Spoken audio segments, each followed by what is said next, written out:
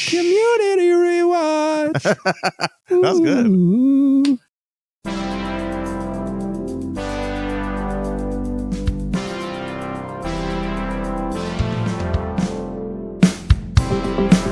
Take a deep breath. Okay, I'm going to reset right here. Right. So before this episode, I was telling Jonathan, I didn't remember anything in this episode. I had a vague memory of Abed and Troy in the Dreamatorium because there was all the sound effects and the gunfire and all that. And it reminded me of the episode of SpongeBob with the box and the imagination, right, and the sea bear and all that fun stuff. And so I did have a vague memory of that, but in terms of Shirley sandwiches and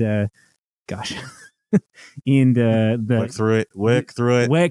Confidence. Right? Fish are friends, not food. That's like it's like your like safety line, to like get back to home right base. Fish are friends, not food. Right. in case I start doing more of a Texas accent and southern drawl. But I mean, Australians are just British cowboys, so like, it's not a big deal. Basically, it's a pretty intriguing episode though, especially with Jeff and Britta in their contrast to Shirley and what's her husband's name? Andre. Yeah. I loved the scene where Britt is like, you know what? If it's a big deal, I'll program your wedding for you. I'll plan it, and then it just shows Shirley laughing. Yeah, and it's a full 2 minutes later, right? Mm-hmm. And then Britta's like, no, I'm serious. I'll plan your wedding. And then it's like a whole another minute later, and she's just staring at her. Shirley's like, Britta, you are not planning my wedding. And then she's like, okay, fine. If it's that big a deal to you, Annie can too. And Annie walks right in. She's like, hey guys, I heard something about Annie and wedding possibly hydrangeas, which is totally not. But I'm gonna jump the shark real quick for you. Put some shrimp on the barbie. But I'm gonna say Britt is probably my leading the class for this episode. Because honestly, I don't think that you have to be somebody who's wildly in love to be a wedding planner. I think that Britta would be excellent at it. Clearly she is. She is. She's talented. I think in her mind, even there could be she's doing a service of asking the bride if the groom's really good for her. Or I could see her potentially saving a lot of bad marriages. This is really hard to do. I would say it's getting more convincing. I appreciate it, mate.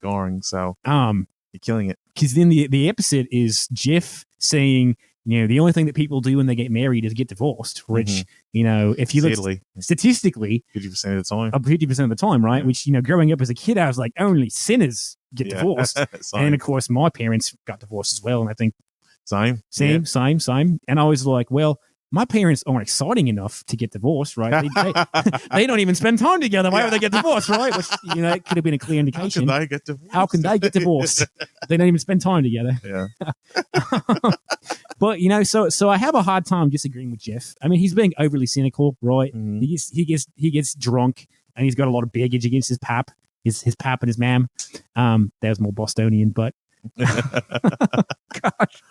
You know what I love about what do you love, Jonathan? The scene where Jeff is deciding what he should say for Shirley's wedding, and it's a little roulette wheel. Yeah, and we learn that Jeff's got that dog in him. He's got that dog in him. X-rays have come back and shown he does in fact have that dog in him, and it's a wallaby. Yeah, no, a dingo. That's what the dogs are in Australia, right? Oh, dingo. I believe you. All right. I would know because I'm from there. I would know because I am, in fact, Australian. Yeah, dingo is like a coyote. Oh, neat. Yeah. You already knew that, though. I was just brushing up your logic. Did you also notice that Troy is wearing Cornelius Hawthorne's? Yes, I love that. Yeah, I mean, we've been not simping on Cornelius. What's the opposite of simping? Scald would be somping. Scolding Cornelius. Right. So it's good that, Cornelius would die of another heart attack if he saw who was wearing his toupee, right? Mm-hmm, yeah. The black man? Black man? Yeah, thank you. With his unseasonably tan best friend? Yeah. Let's see here. He also props to Pierce in this episode. I mean, he's very he looks a lot like Larry King, I'll be honest, with his suspenders.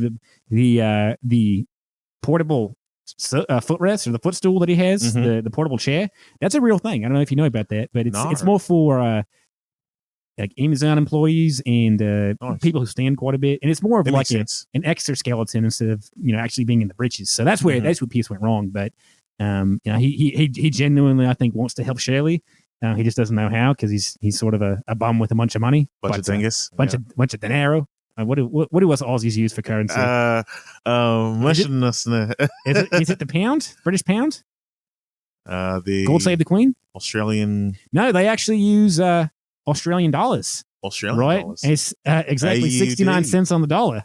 Nice. That was on purpose. That was on purpose. They knew exactly what they were doing. Inflation doesn't matter. It's always going to be at 69 cents. Yeah. I think it's also kind of strange to see Troy and Abed being normal in this episode. Mm-hmm. Yeah. I think whenever Abed plays Danny Pudi in an episode, it's always kind of jarring because, you're used to him being, as we said in the last episode, on the spectrum, right, quote unquote, but business. None of your business. so seeing Abed, Troy and Abed being normal, as they say it. Troy and Abed being normal. Right. Troy and Abed being normal. They don't have the yeah, you're right. Yeah. And then I like to see that they're still okay with being goofballs and being just being each other's friends, right? That the world killing blorgons, right? And how dastardly is it that blorgons can take on human form? What kind of creature would do something called what's the dance? I don't even remember what dance they do. I cannot remember. I think it's called like I want to say it's like it's not the Charleston. Nah, that's not their dance. It's funny to see that, like, obviously Ovid does pretty good with women as he is, right? Yeah. Even when he's normal, he's just my name's Amber. Yeah. Right. Yeah. But like, I remember seeing in like an interview that what's his name? Dan Harmon did for the show. Entertainment Tonight. Was it TMZ? I'm trying to. You hear what I'm doing. I'm trying to practice the accent. I feel you. But he was talking about how, like, at the end of the day, like, he created what's his name, Jeff, to be kind of like a avatar for him, right? And he finds out as he's writing the show that actually Obed is. Yeah, that's exactly. A lot of fun. And but it's also noticeable how Ovid just he always goes over, right? Yeah, right. He's the Brock Lesnar of a community character, pretty much, yeah. Right, always have to be protected. Abed, yeah, right. At least he's not kind of like who am I thinking of? But somebody who's just like sleazy and like women. Like, have you ever seen like a Tyler Perry movie or anything like that? Oh, like yeah. There's always one husband that cheats on his wife, right? But he's always seen as this, this like badass, like, women's man. And you're like, in real life, I don't see that in you, mate. Like, you're more of a, wife and kids, take the dog for a walk sort of fella. Mm-hmm. Take the kangaroo for a walk.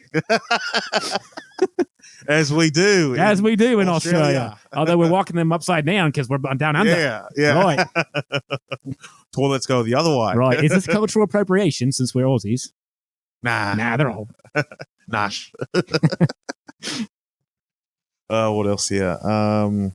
For my diorama question, if you could get remarried and renew your vows anywhere, where would you do it?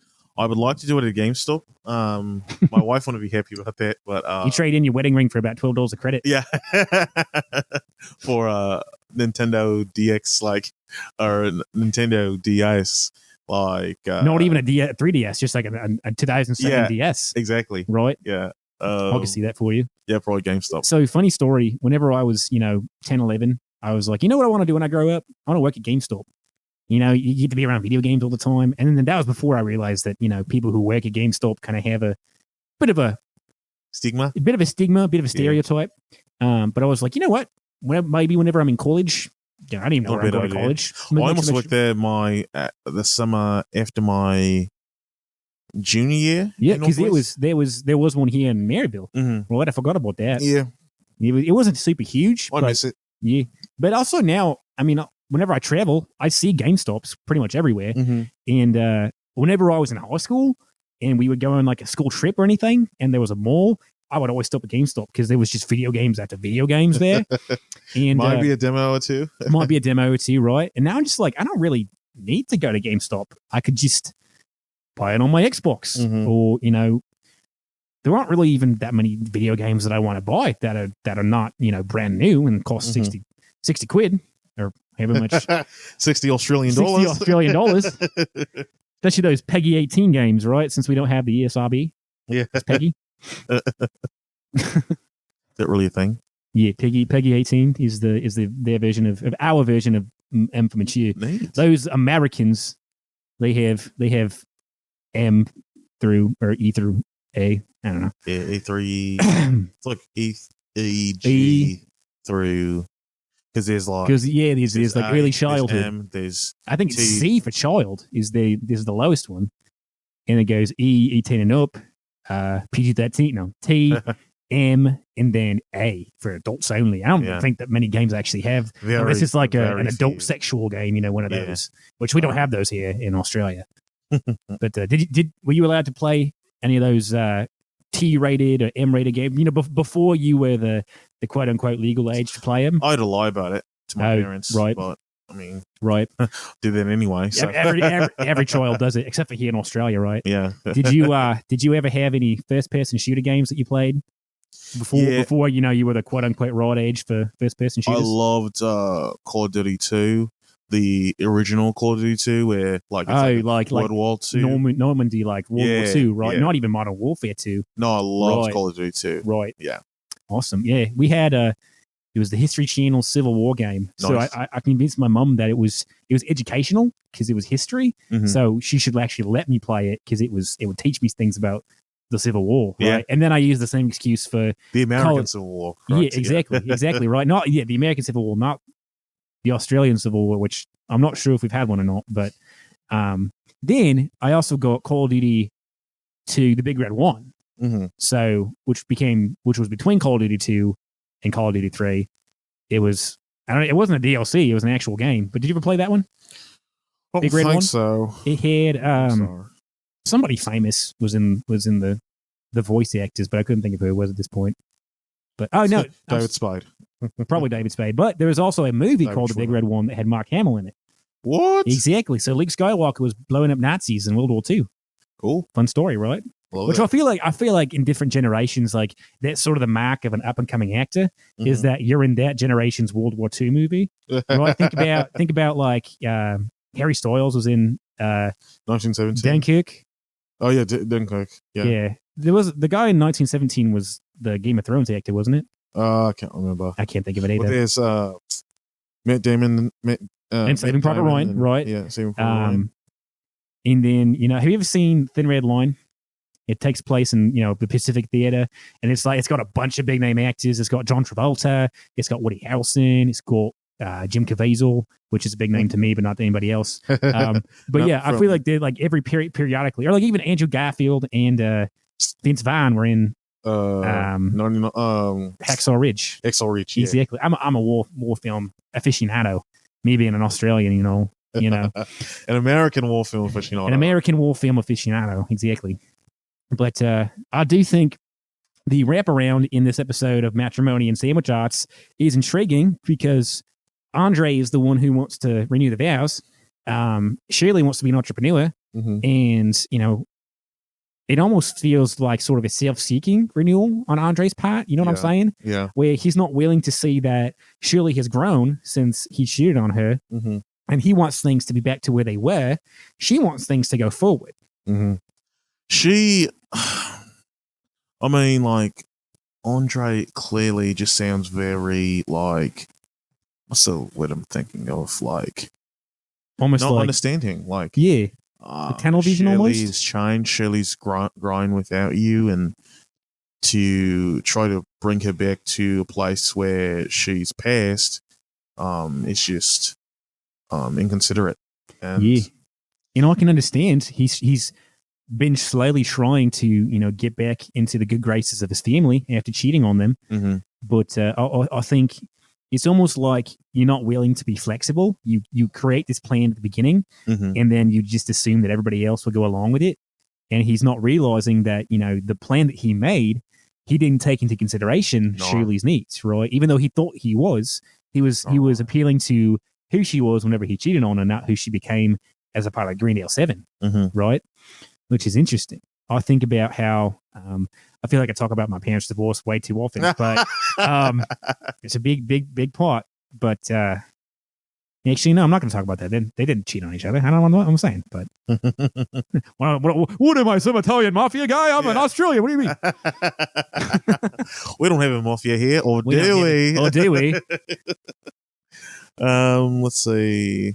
In terms of final thoughts, I gave this episode a 6.5 out of 10. I wished the weird plot with Troy and Orbit had something more to do with rehearsal. Exactly. Instead of just them being more like kind of add-ins to the show. It felt, like we need something for them to do, so they're going to be normal. Like season 1. Yeah, I agree with that.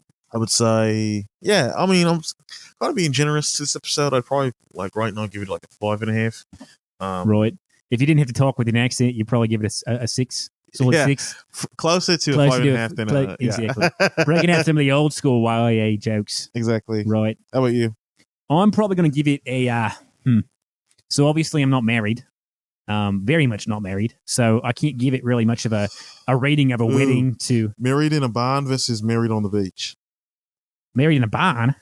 Yeah, you know how like some couples... Right.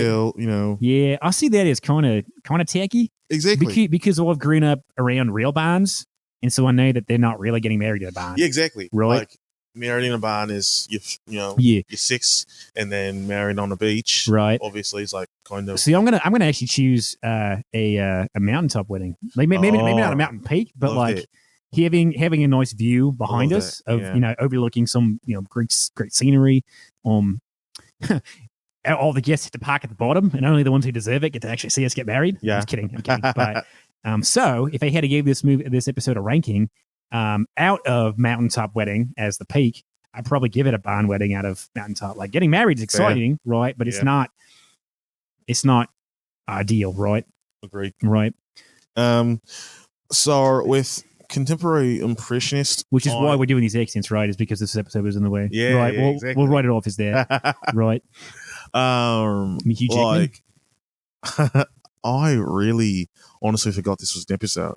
Yeah, really? Which is like, it's kind of fun. Right. It's a very themed episode. Yeah. The last half of it taking place at the actual event. Yeah. Yeah. And then like, so it's kind of fun to like watch it and be like, like I kind of discovered something. Right. Yeah, so and kind of seeing what the showrunners think all the cast look like in terms of celebrity impressions. Mm-hmm. Both versions of Michael Jackson. That was pretty funny. Yeah. Jamie Lee Curtis. We've heard a couple of jokes about that now by this point in the show. I love the opening when Ovid runs in and he's like, I didn't kill my wife. And it's like, I don't care. Yeah.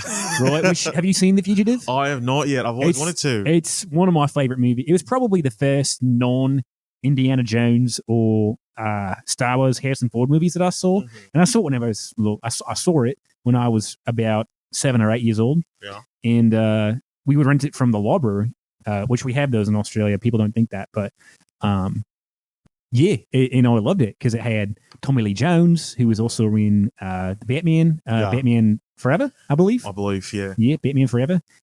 So seeing some love for Harrison Ford and The Fugitive. Also seeing some love for Patch Adams, Robin Williams and Patch Adams. Oh, yeah. Yeah, at the end of the episode. Nice. Were pretty fun. I liked it, yeah. All right, so I don't really have any A+ lines for this. This episode's kind of blows. It's just, I mean, it's passable. Like passable. Do you almost feel like the entire point of it was to introduce or to sort of kick off Chang's Tyrant Run with the fake dean and the hiring security interns, as well as new Obed or evil Obed or whatever. Evil Obed. You're right. I'd forgotten that there was the intake. Really frustrating. Like, evil Obed is just.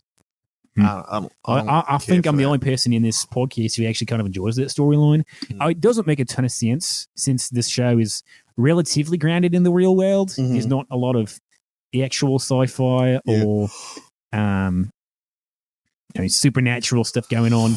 So I'm not a huge fan of that, but it is sort of fun as a callback. You know, you see that at the end of the Greendale 7, Dice episode. Yeah, but you don't really expect a whole lot to come out of it. But in this episode, I did like how they actually had French Stewart to play Vinny. Yeah. Even though, he's like, the time for looking like French Stewart is quickly passing. Oh, French Stewart. That's exactly what it was, right? Yeah. And it's always fun whenever a celebrity is able to sort of poke fun at themselves. Mm-hmm. Like there's a movie I want to say it was one of like the really meta Nightmare on Elm Street movies, or maybe not. But basically, Carrie Fisher's in it, but she's playing a archivalist, I believe, and she talks about how she was almost Princess Leia, but Carrie Fisher got it because she slept with George Lucas. And like the fact that Carrie Fisher was able to joke about that, was a lot of fun. That's great. Sort of like, at award shows, whenever celebrities get made fun of, you can always tell who the cool celebrities are because they laugh along with it. Yeah, it's kind of like that. Themselves, yeah, exactly.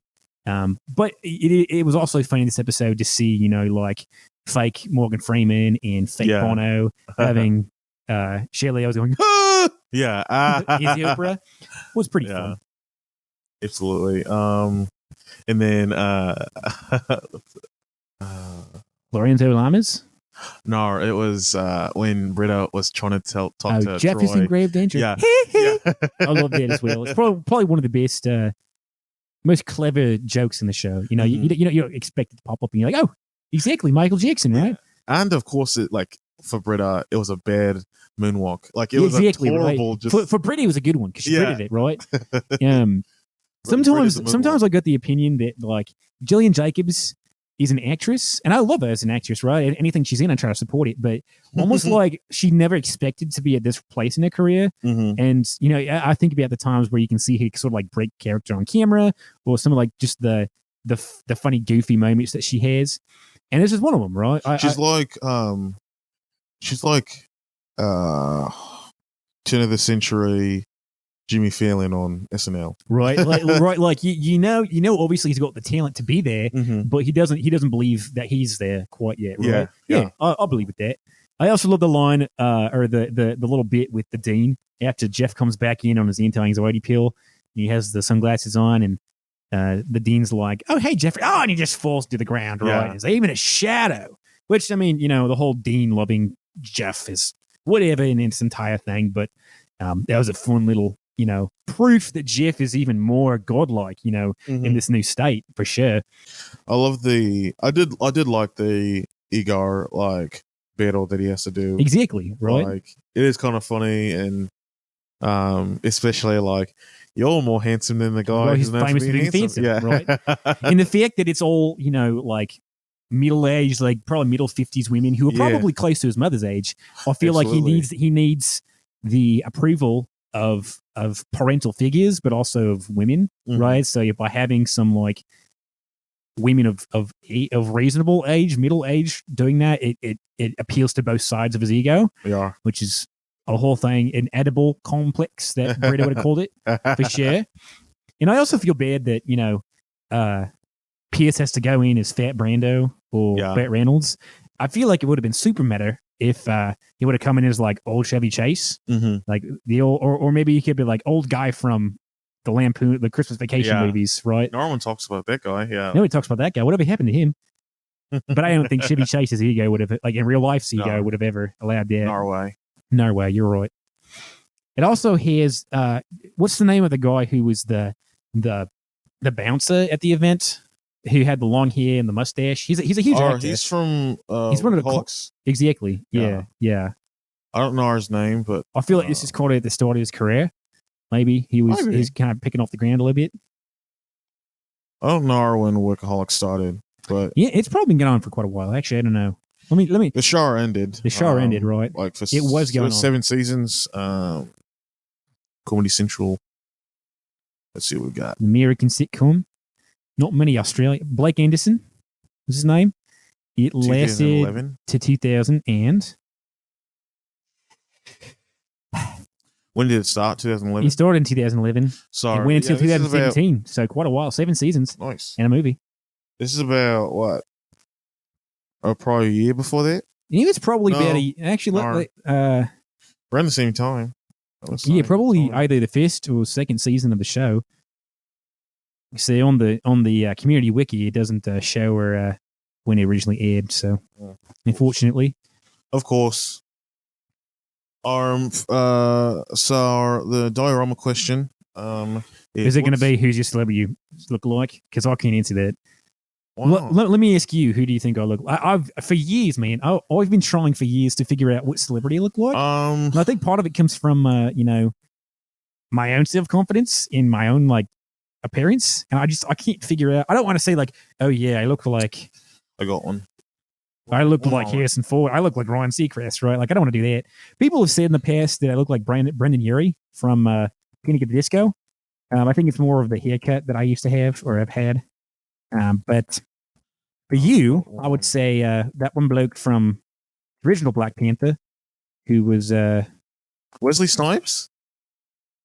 Was Wesley Snipes in Black Panther? Oh, sorry. Let me look. Sterling K. Brown. Sterling K. Brown. You know, that's not who I was thinking of, but I would also say that as well. Oh, let me look him up. Hard for it. Winston Duke plays M'Baku. Oh, yeah. Yeah. It's a good one. Was Sterling K. Brown in Black Panther? Yeah, just for oh, you're right. He's Killmonger's dad, his father. I kind of think this guy, he's in Jimmy Strong. Yeah, especially when his hair's like dyed and like dark. Gotcha. Yeah. What is he in? Oh, The Big Short, a show called Succession on HBO. There's, I'm trying to think. Well, I can see it a little bit. Or maybe, not as much. Kieran Culkin. I don't see it quite as much. Yeah. I thought you were going to say Kurt Cobain. Should have definitely looked like him anymore. Were they Aussies? Nirvana? Who? Was Nirvana? Were they Australian? No. I guess I should know my own. Seattle. You're right. Seattle grunge. You're right. Silly me. Maybe. I'm a silly wallaby. What do you look like? I've got the hooded eyes, right? The ovular head. I think the nose, ovular, right? It's an oval. Sure. Yeah. Not ovarian. Sure. It's ovular. I think the nose is probably one of those things that really, really gets in the way. I can't think. What about this guy right here, Nicholas Bryan? Oh, that's good. I kind of see it. Yeah. I see it a little bit. I see it. I don't know who he is, but he popped up in my suggestions. So. Weird. Yeah. I like it. Okay. All right.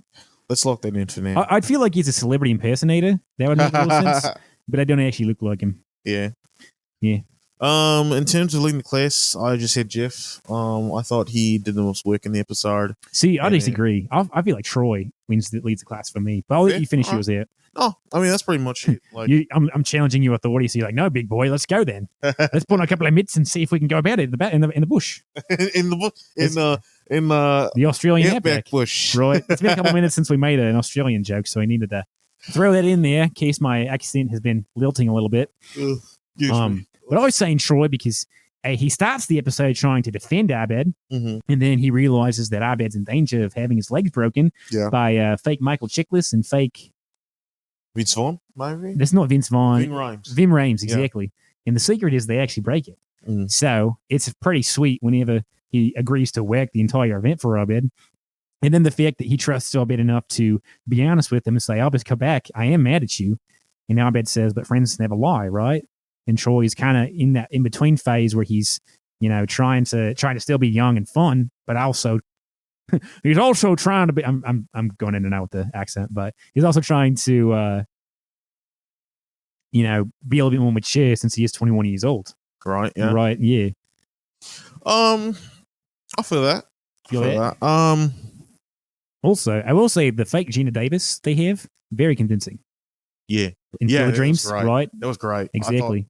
Do you think that many of those people were actually impersonators, or were they just actors that they found who looked like they're actors? I hope so. Right. I hope that their careers really took off after that. Yeah. Which, honestly, though, it is kind of a fun event idea to have a bat mitzvah with a bunch of fake celebrities. And then the fact that they have him win all the awards is kind of cute as well, too. I've never heard of that actually happening in real life, but it would be kind of fun to pull that off, for sure.